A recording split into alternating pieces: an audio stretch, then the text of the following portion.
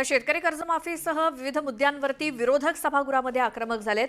शेतकऱ्यांच्या प्रश्नावरून विरोधकांनी पुन्हा एकदा सभात्याग केला। आत्महत्या करणारे शेतकऱ्यांचं राज्य झालंय। रोज शेतकरी आत्महत्या करतोय अध्यक्ष महोदय।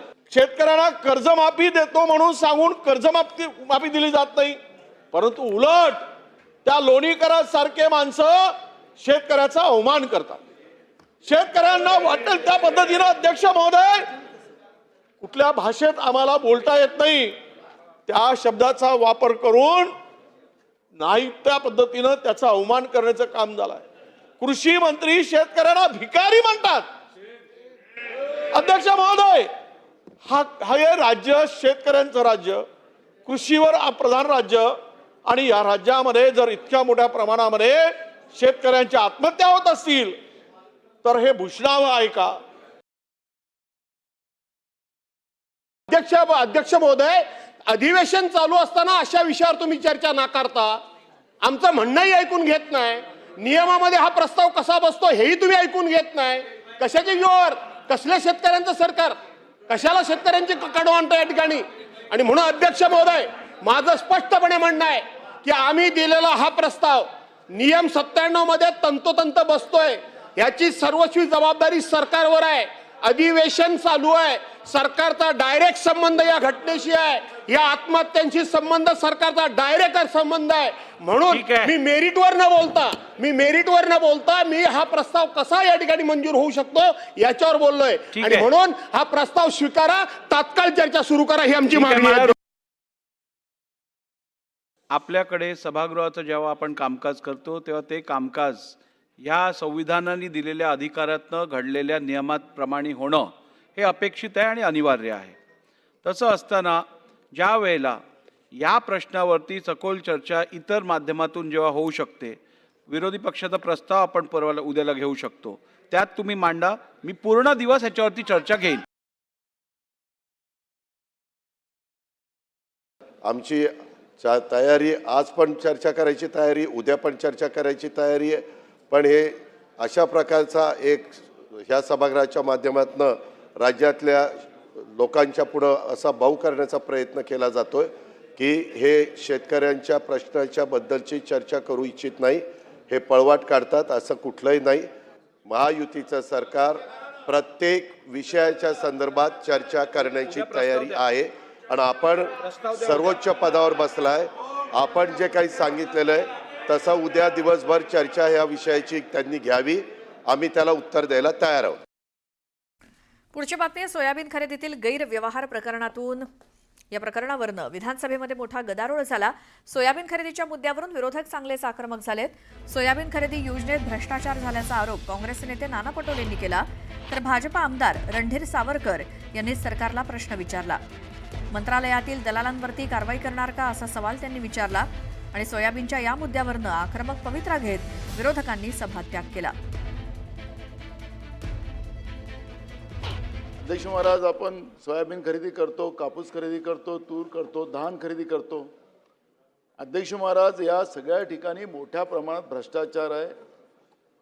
मागच्या काळामध्ये मागच्या अधिवेशनात हाच प्रश्न मी विचारला होता। त्यावेळेचे अन्न नागरी पुरवठा मंत्री अजितदादा पवार होते। अध्यक्ष महाराज, या सभागृहात त्यांनी सांगितलं होतं की मी मीटिंग घेऊन, जसं आता ते सन्माननीय मंत्री सांगतात त्याप्रमाणे मीटिंग घेऊन हा प्रश्न आम्ही मार्गी लावू आणि जे कोणी दोषी असतील त्याच्यावर कारवाई करू। अध्यक्ष महाराज, अर्थमंत्री इथं आहेत आता। या अशा सगळ्या योजनेमध्ये राज्याच्या तिजोरीला किती पैशाचा चुना लागतो, ही योजना शेतकऱ्यांसाठी आहे, ही काही व्यापाऱ्यांसाठी किंवा कोण मोठ्या दलालांसाठी नाही आहे। ते दलालाचा उल्लेख करत होतात म्हणून। अध्यक्ष महाराज, ही योजना शेतकऱ्यांच्या हितासाठी आहे, त्याच्या मालाला समर्थन मूल्य मिळावं त्यासाठी ही योजना आहे। पण हे मधले दलाल आणि मग मंत्रालयातही दलाल बसले आहेत का, हा पण प्रश्न या निमित्तानं उभा होतोय। महाराष्ट्र राज्य मार्केटिंग फेडरेशन हे तिथल्या संचालकांच्या म्हणण्यावर खरेदी केंद्र अलॉट करतात आणि तिथं सारा भ्रष्टाचार आहे। आणि म्हणून याच्याविषयी पुढच्या आठवड्यात आपण आपल्या दालनात बैठक घेणार काय, हा माझा एक प्रश्न। आणि या मंत्रालयात दलाली करणारे दलाल सर्व क्षेत्रात शिरून राहिले, या दलालांची SIT चौकशी करणार काय? आणि तिसरं, तिसरं तुमच्याही काळात होते भास्करराव, हे ऐकून घ्या, ह्याला राजकारण करू नका. हा दलाल काँग्रेसचं सरकार असतानाही कार्यरत होता, आताही आहे. तिसरा विषय, याविषयी धोरण ठरवणार काय, आणि सगळ्यात महत्वाचं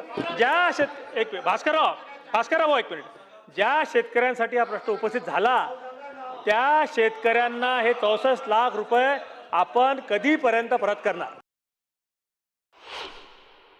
माझे स्पेसिफिक 2 प्रश्न आहे. एक, EOWच्या धर्तीवर AOW ॲग्रिकल्चर ऑफेन्स विंग सरकार करणार आहे का? नंबर 2, जसं कौटुंबिक न्यायालय आहे तसे कृषी न्यायालयाची सुरुवात प्रत्येक ठिकाणी करू नका, पण ज्या ज्या जिल्ह्यामध्ये मागच्या वर्षी जास्तीत जास्त केसेस आल्या, कमीत कमी महाराष्ट्रात पहिल्या टप्प्यात 5 कृषी न्यायालय निर्माण करा, ज्यामध्ये 60 दिवसात निर्णय देणं हे कंपल्सरी करा, अनिवार्य करा, आणि त्यानंतर त्या कंपनीला किंवा शेतकऱ्याला पुढे जाता येणार नाही असा कायदा करा. तर खरे आपण शेतकऱ्याच्या कष्टाचं अन्न ताटात खातो अशावर शिक्कामोर्तब होईल. म्हणून आज 2 घोषणा करता येईल का?